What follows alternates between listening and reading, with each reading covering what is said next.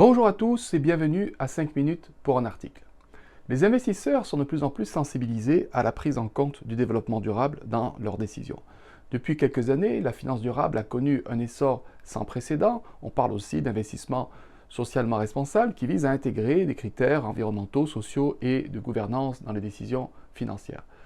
Pour garantir la fiabilité des informations de finance durable, de plus en plus d'acteurs proposent de réaliser des audits externes un peu sur le même modèle qu'il existe des audits financiers qui sont aujourd'hui des pratiques courantes comme vous le savez. Cependant, quelle est la fiabilité de ce type d'audit? Est-ce qu'il pourrait permettre d'éviter le greenwashing qui est de plus en plus dénoncé dans les produits de finance durable? Cet article, publié en 2023 et réalisé avec David Talbot et Marie-Christine Bowerton, apporte des réponses à cette question essentielle pour la crédibilité de la finance durable. Depuis quelques années, les discours optimistes sur la finance durable ont été fortement remis en cause, notamment en raison des exagérations ou du greenwashing entourant certains produits financiers supposés reposer sur des entreprises performantes ou exemplaires dans la prise en compte des enjeux d'environnement, de social ou de gouvernance. Tariq Fancy, un ancien banquier qui était responsable des investissements durables chez BlackRock, qui est l'un des plus importants gestionnaires d'actifs au monde, a même parlé d'arnaque du siècle pour dénoncer le manque de sérieux et de fiabilité de ces investissements.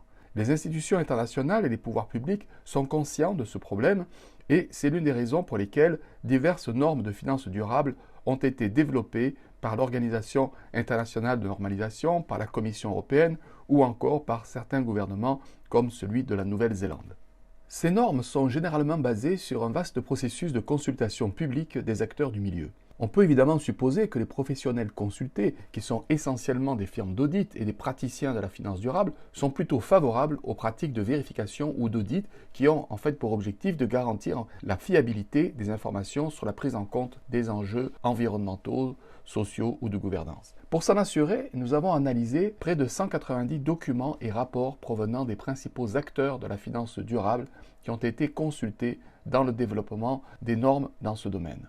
En réalité, les résultats de l'étude montrent que la majorité des praticiens de la finance durable sont sceptiques, voire critiques, concernant l'efficacité des audits externes pour prévenir le greenwashing et ne souhaitent pas que ces vérifications deviennent obligatoires. Les raisons évoquées illustrent en fait les problèmes plus fondamentaux concernant le développement de la finance durable. Premièrement, les méthodologies utilisées pour les audits demeurent encore floues et les audits pourraient donner un faux sentiment de confiance, de fiabilité, de rigueur, de précision sur des produits financiers qui sont en réalité extrêmement difficiles à vérifier. Deuxièmement, plus du tiers des participants aux consultations ont soulevé des doutes concernant le professionnalisme et l'expertise des auditeurs pour faire des vérifications sur des informations qui sont beaucoup plus complexes que les données financières habituellement vérifiées par les firmes d'audit.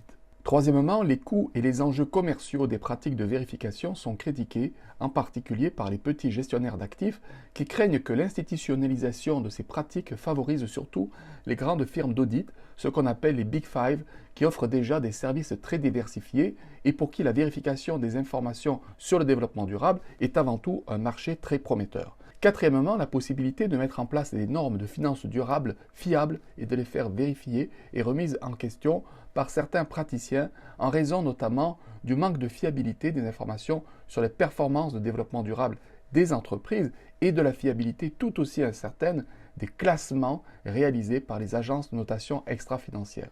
Rappelons que ces classements sur lesquels nous avons réalisé plusieurs vidéos sont couramment utilisés par les praticiens de la finance durable. En raison de ces différentes limites, seulement le quart des praticiens consultés se dit favorable à des règlements visant à imposer, dans le domaine de la finance durable, des pratiques de vérification ou d'audit similaires à celles qui sont utilisées depuis longtemps dans le domaine de la finance traditionnelle.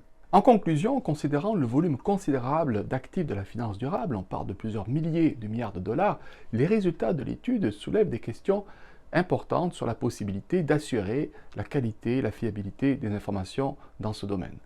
En réalité, les apparences rationnelles de la finance durable sont trompeuses, puisque cette finance est très loin d'avoir atteint le niveau de rigueur, de confiance, de professionnalisme nécessaire pour véritablement discipliner les pratiques dans ce domaine à travers des normes et des vérifications rigoureuses. En d'autres termes, les audits réalisés sur les produits de finance durable pourraient donner un faux sentiment de confiance, de sécurité et donc, de façon paradoxale, contribuer au greenwashing alors même qu'elles prétendent le combattre. Les résultats illustrent aussi les effets pervers du transfert de pratiques et de concepts qui ont fait leur preuve dans un domaine particulier, en l'occurrence celui des audits comptables, vers un domaine nouveau, celui des questions environnementales, sociales, de gouvernance. Ces observations font écho aux critiques de la société de l'audit, un terme qui a été popularisé par Michael Power pour dénoncer l'omniprésence des audits, leur efficacité incertaine et leurs effets pervers, notamment en termes de coûts et de bureaucratie.